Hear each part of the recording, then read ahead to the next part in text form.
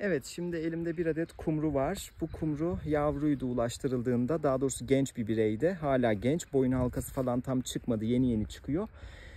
Sağ bacağı kırık halde ulaştırılmıştı ve yaptığımız işlemler sonucunda şu an sağ bacağı normalde olması gerektiği gibi ve kuyruğu hiç yoktu. Tamamen kopmuştu ve kuyruğu şu an tamamen uzadı ve eksiksiz hale geldi ve artık doğaya dönmeye hazır.